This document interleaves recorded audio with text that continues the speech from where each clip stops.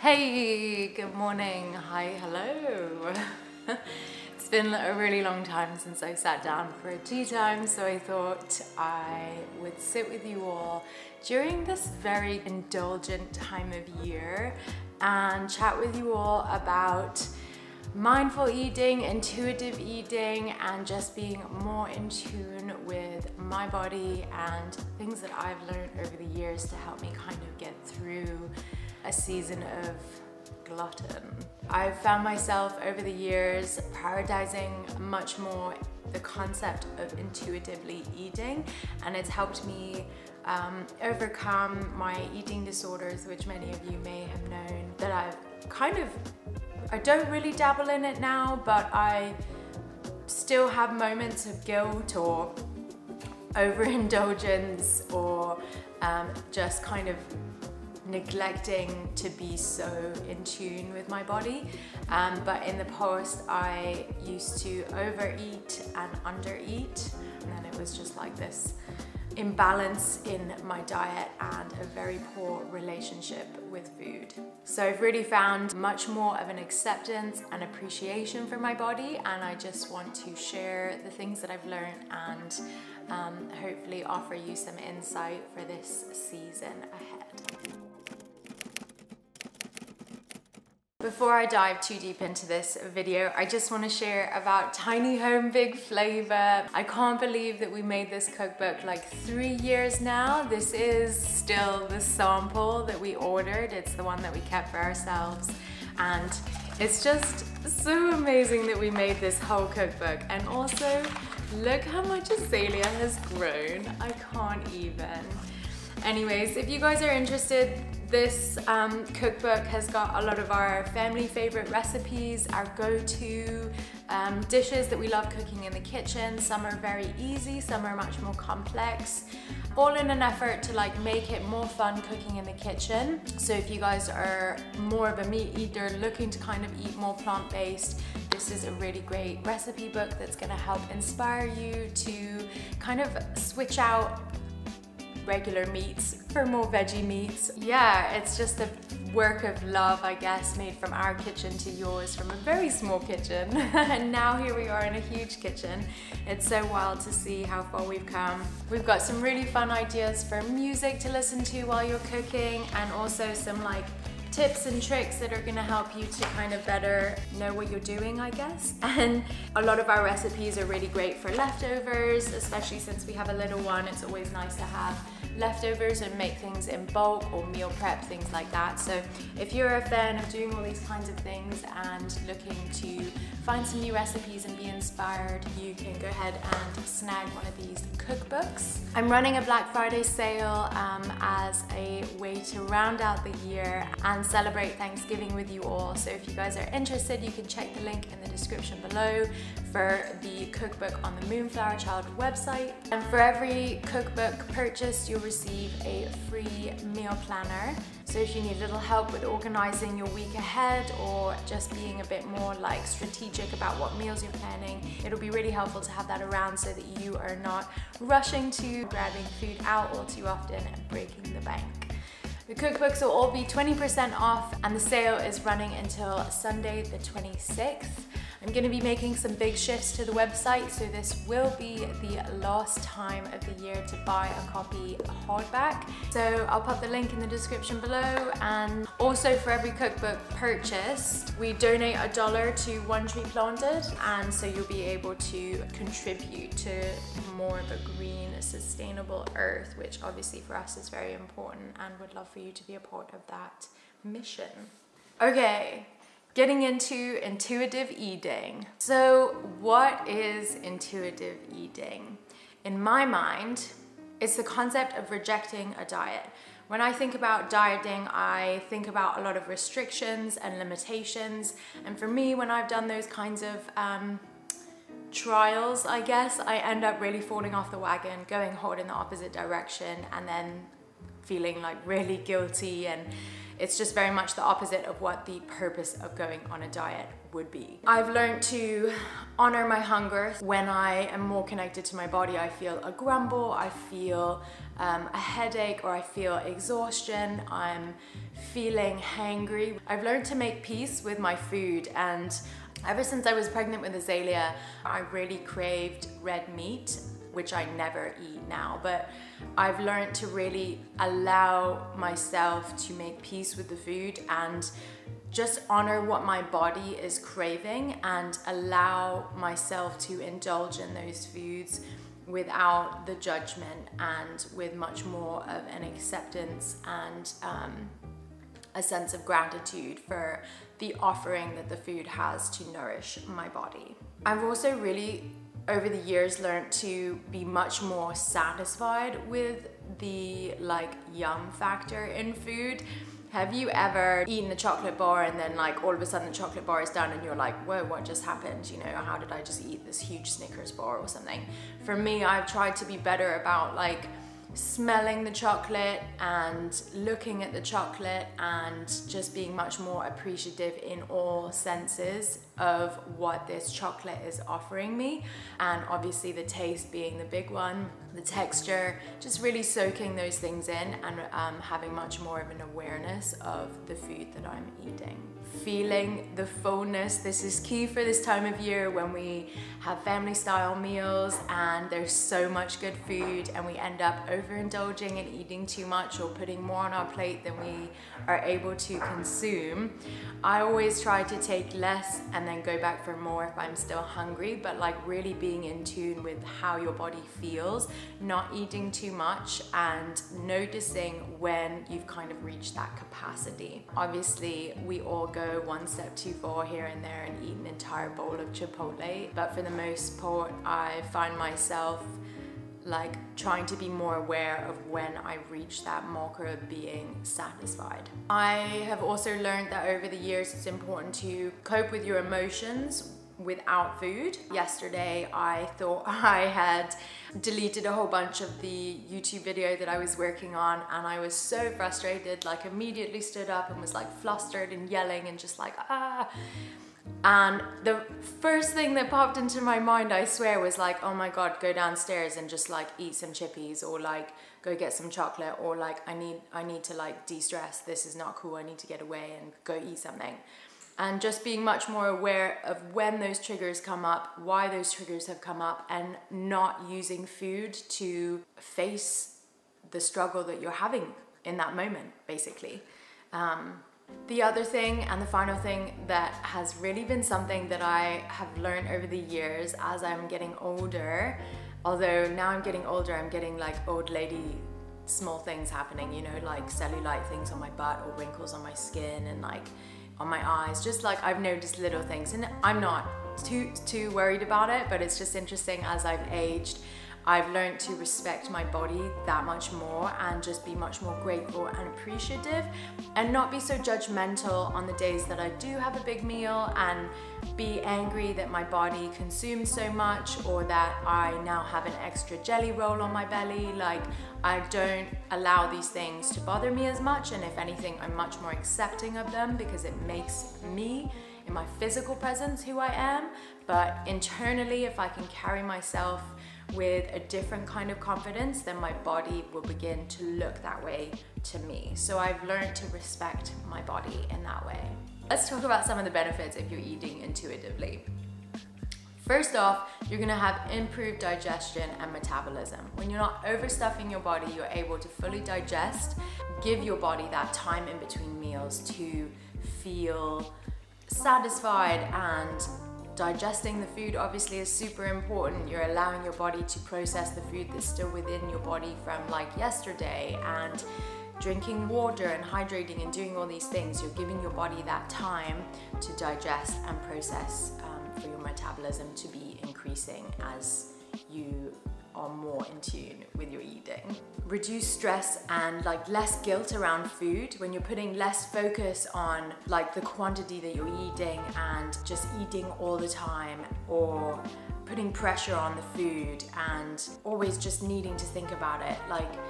you remove yourself from that and see food in a much more nourishing kind of way rather than a coping mechanism or a way to make yourself feel guilty for overconsumption.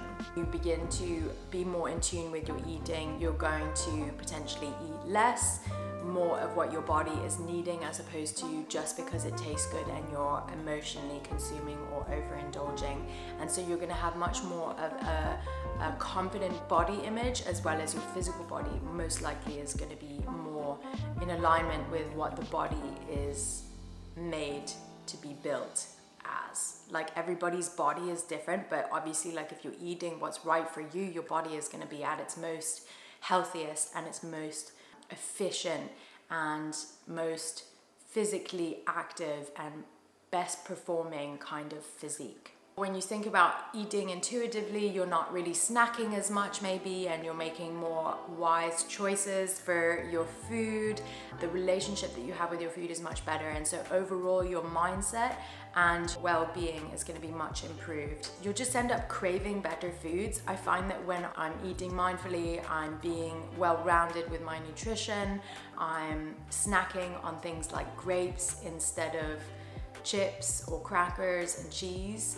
I find that my mood is better, my connection to my body feels better, I'm more energized and fulfilled. Junk food encourages more junk food, and the saltiness encourages more, you know, fizzy soda type drinks, which, on that note, my go-to tip for that, especially with azalea, is just fizzy water and lemonade, or fizzy water and cranberry juice, or fizzy water and orange juice.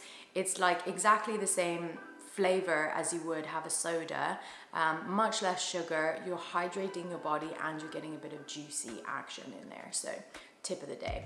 I thought I'd share some ideas and like how-tos of just developing more of a mindful practice when it comes to eating and having a better relationship with food, and share some of the things that I've experimented, tried, explored, still do to this day, and let you know what worked, what didn't work, and things like that. So a long time ago, when I had both my undereating and overeating disorders, I did keep a food journal.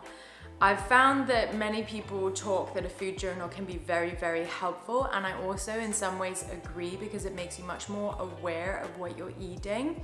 A lot of the times you don't realize the quantity or also the genre of food that you're eating, and it just helps you be much more aware of your eating patterns, your rhythms, and what you choose to eat, and be more connected to how you're eating. That being said, I found that a food journal for me became much more obsessive, and in not a good way. I began kind of like over-analyzing what I was eating, feeling really guilty when I was on the binge eating phase of things, and I was like, my list of everything that I ate in the day was just like absurd and super long, and like the quantity was a lot. I found that it was too much for me to keep a food journal through that phase, although it did give me the awareness of the quantity of food that I was eating. So in my mind now, I kind of keep a food journal. Before I eat a meal, I'll just kind of go back and assess, oh, this is what I had for breakfast. So it might be a good idea to not have something bready again, but have something a bit more grain-based, or have something a bit more vegetable-based, or I need some protein and I need to fill that gap in my nutrition for the day, and so this is the meal that I'm gonna do that. So it encouraged me to kind of like look back and see what I've eaten in the day, so that I could know what I still needed to fulfill in my like dietary circle. Something else I've really learned to do is to check in with my hunger pangs. I remember when I was under eating back in college, I was gaining much more of an awareness to my hunger pangs whenever I was fasting, at that point in an unhealthy way, but I've learned through that experience what my body truly feels when it's hungry. And so what I'll do generally whenever I feel those hunger pains is drink some water before I go and eat something from the fridge or make a meal or whatever. I'm making sure to hydrate. I mentioned before about fullness cues and just being much more aware of when your body is satisfied. Let's use the Chipotle example. Those bowls are huge. They are like massive. Like that's so much food for one person to consume. When you think that your stomach is like the size of your fist and you should eat a fist's worth of food, and Chipotle is like 3 fists worth of food. Obviously, depending on your size, it's a lot. So for me, it is a lot. And in general, I only really need half of a bowl of Chipotle. I also load that thing up. Sometimes my mind is like, yeah, I could eat all of it and I'm gonna finish it, and like and then I end up being like, oh, so full and kind of in pain, and it's like too much. When I can be intuitively eating, and this is key, and I praise myself for it, because like, let's be honest, the next day is just not as good. But I will say, when I can eat what I feel full eating, and then close it up and put it away, save it. First of all, I'm saving money because that's a whole meal for the next day. Second of all, I'm not overstuffing myself to the point of discomfort.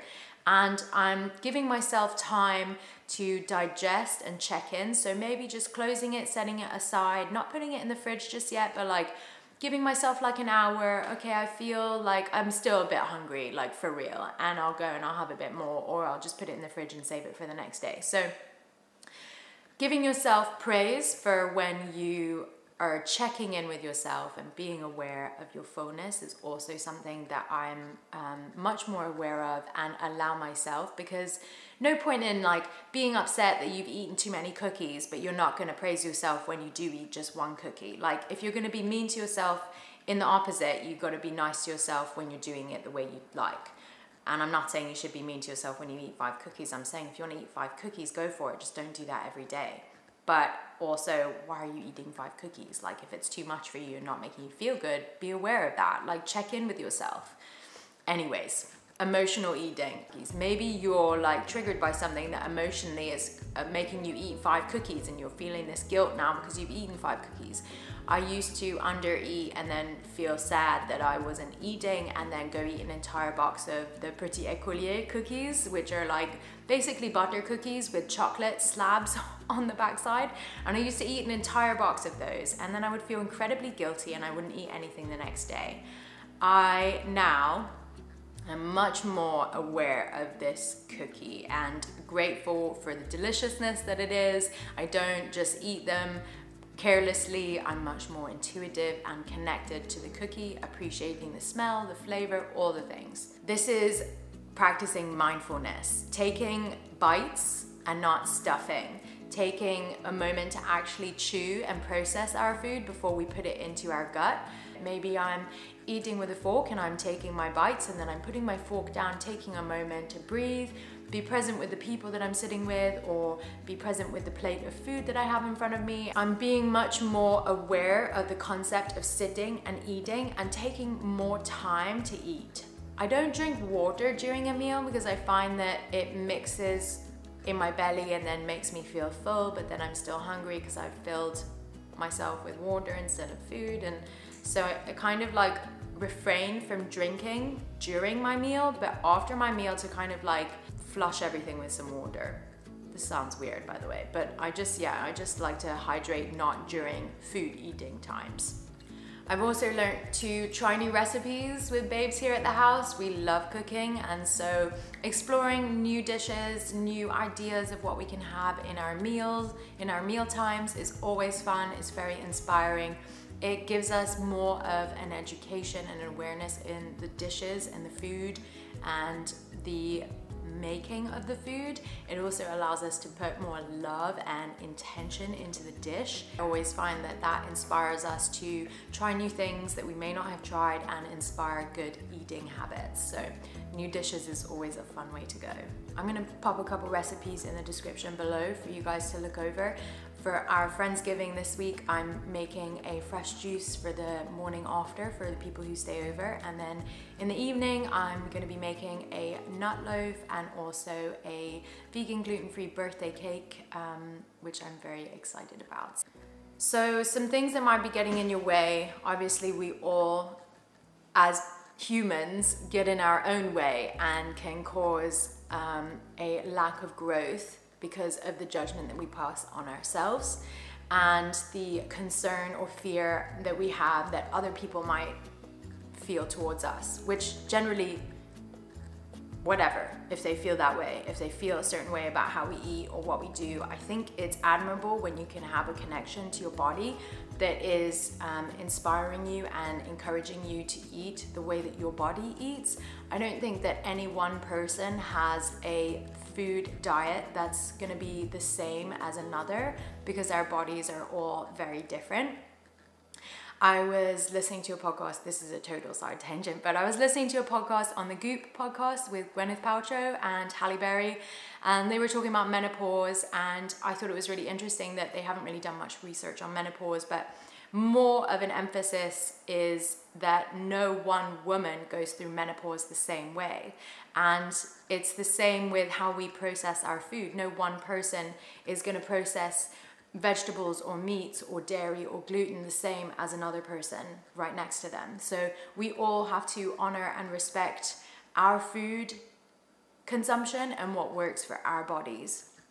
So not being worried what other people have to say about the way you eat, because the way you eat should be unique to you. But I think it's important to learn what works for your body and what doesn't. So for me, things like gluten when I'm eating a lot of pasta or bread, dairy products like cheese or ice cream, these kinds of things cause me to feel bloated. I get breakouts and I end up feeling unhealthy. I feel the grease kind of seeping from my skin, and I try to be really in tune and aware of that so that I don't overindulge in those food genres all too often. For the majority, I feel like weight gain is just like, that is the society stigma of like not wanting to gain weight, especially during the summer, or like fear over the winter when we're all in hibernation mode. And the fear of gaining weight is something that many of us hold on to. And I think it's okay to have big eating days. I just think it's important to allow yourself time to process that food and take a step back so that you're not having big eating days every day. And don't be so harsh on yourself when you do. Allow yourself that grace and that time, and carpe diem a little bit, because if you do live for food, just choose how you live for food in a more mindful and healthy mindset. When I really want to overindulge and eat like so much food, I tend to make a massive salad. I love salads, and I'll make like an entire head of romaine, throw in some spring mix, chop up half a cucumber and like some other veggie things in there. Sometimes I put some feta. Generally, I love it with a balsamic glaze. I pretty much always do like dried cranberries and walnuts. That way I'm getting like those fatty things that are really filling me up, and then just like feeling like I'm eating a big quantity of food.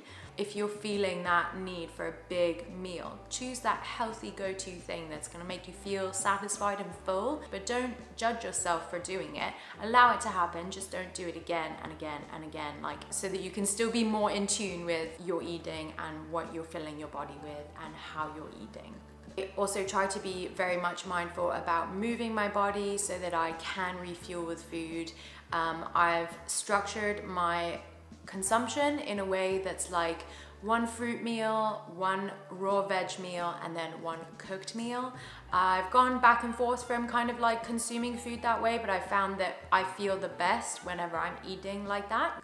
Emotional eating is my biggest weakness. For me, when I'm on my moon cycle, I crave chocolate and muffins and things that are much more fatty and healthy, and that's okay. It's important as a woman to honor those cravings. These are things that I'm allowing myself the time and space and appreciation for the food, and honoring my body to eat those things. I don't eat them every day. I just allow myself to indulge and then figure out what my next meal is going to be that's going to be helping to balance out the nutrients that I'm receiving in that day. I also think that it's important to be more aware of if you do have an emotional trigger, whatever it is, figure that out. Dive into what is triggering that sadness or your fear or your anxieties. What is it that's causing those feelings? And dig into that emotion and really challenge yourself to discover what is the root cause of that, and don't mask it by eating chocolate. It's sort of like a band-aid. It just covers the wound, it doesn't heal the wound.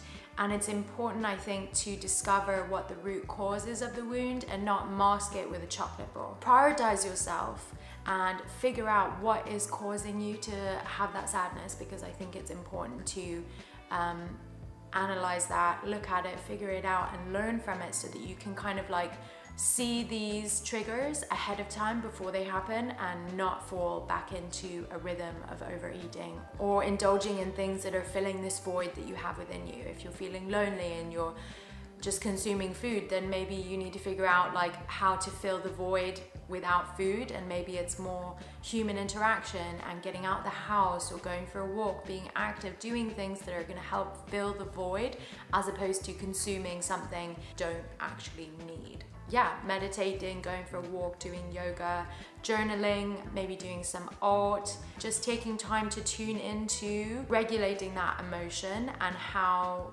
to regulate it is key. And I've learned over the years that my release is creatively.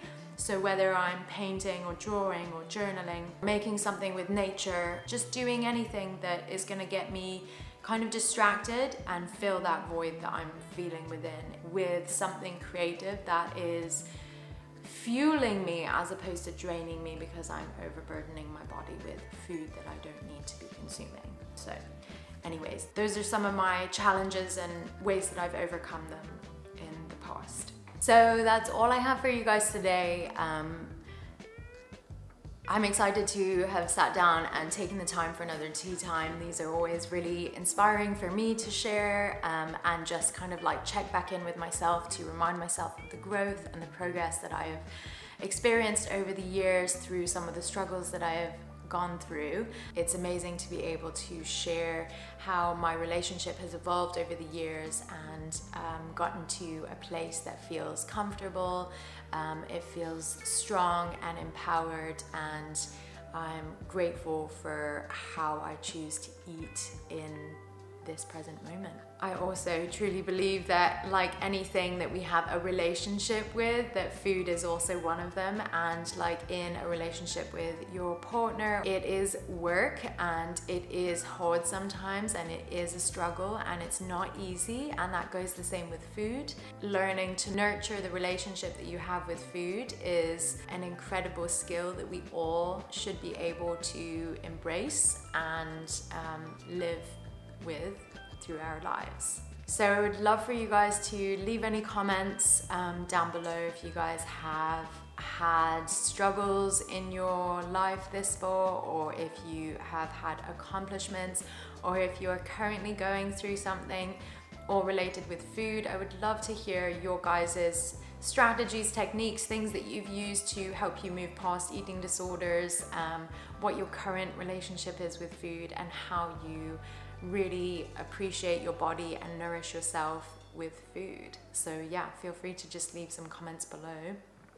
Feel free to subscribe if you liked this video, found it helpful. Give it a thumbs up if you'd like to see more videos like this. And yeah, for all of you who tuned in, I'm just so eternally grateful to have a platform and a space to be able to share my pearls of wisdom and the joy that I have in my life, and hopefully to inspire you guys to embrace a little bit more of the joy that you have the potential to have in your life. Yeah, just thanks for watching. I hope you all have a really amazing Thanksgiving, and don't forget that the Tiny Home Big Flavor cookbook is available in the description below, 20% off. It's the last time you'll be able to get a hard copy, so feel free to grab one if you haven't already. And yeah, have a good Thanksgiving. I'll just see you guys super soon.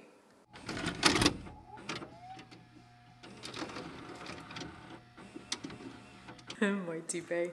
Tomorrow's Friendsgiving, and it will probably be the last one we host in this house. We did one last year and it was chaos. We had to get the tables set up on the front porch because there were so many people. This time there's, I think, more people, but at least we're more prepared. So we have feng shui living room vibes. This is gonna be our humongous dining room. And then kitchen is gonna be like desserts over here, and then food probably like here and here, because we're doing a potluck. And we're setting up over here just like chill vibe, sofa space. We moved the table from here to the front porch. And then I needed space for all my plants right now because it's winter and so outside plants are inside right now. And then Azalea and I set this up for everyone to contribute to. It's like a communal weaving.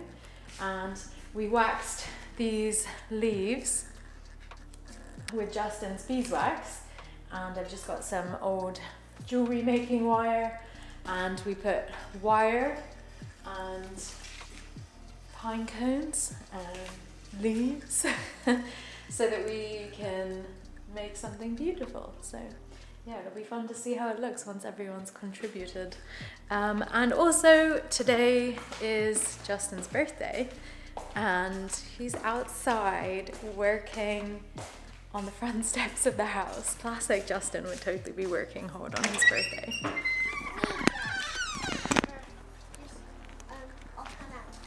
Wow, it's cold out here. How's it going, Pop? Not great. Very. Not great? Not the best. Why? Definitely. What's happening? Mama, it's definitely. See the stringers?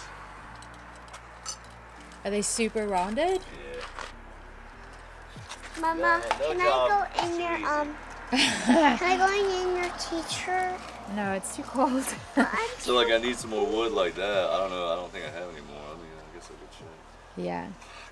Trying to put like a supporting beam in there. Yeah. Otherwise, I'm not gonna be able to screw it down on the ends, and it'll just bow up like this one. I need some like 3-inch screws to get down in there. Go grab a blanket.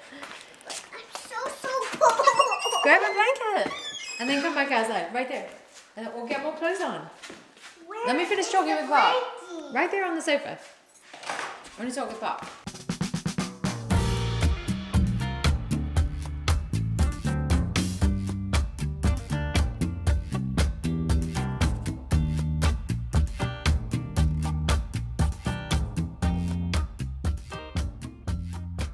What makes life worth living? It's our giving and forgiving. Giving tiny bits of kindness that will leave a joy behind us, and forgiving bitter trifles that the right word often stifles. For the little things are bigger than we often stop to figure. What makes life worth living is our giving and forgiving.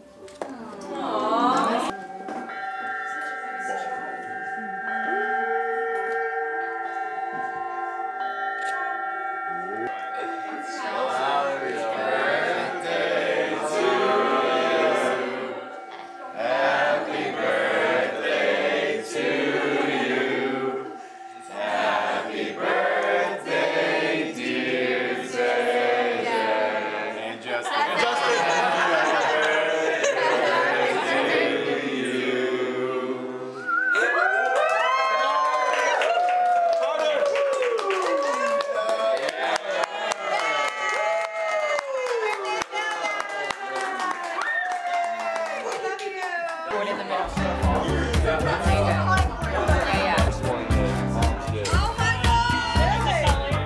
Yeah.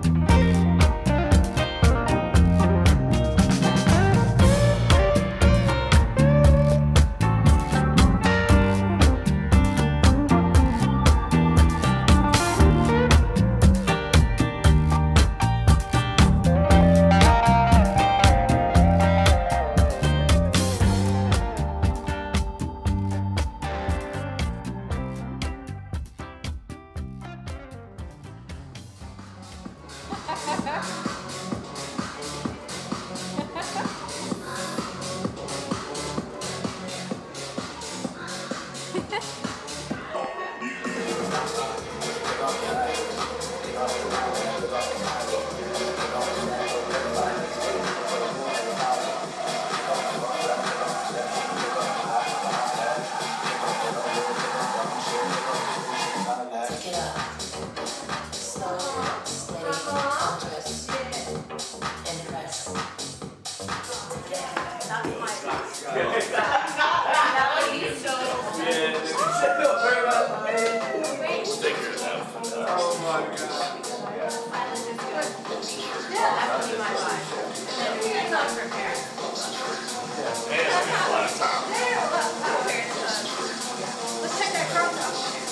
Yo, man. Dance.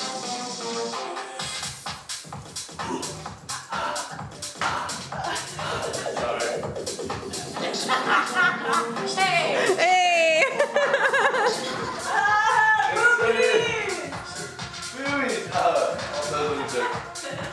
Yeah, I got that. What is this? What is this? Stop it.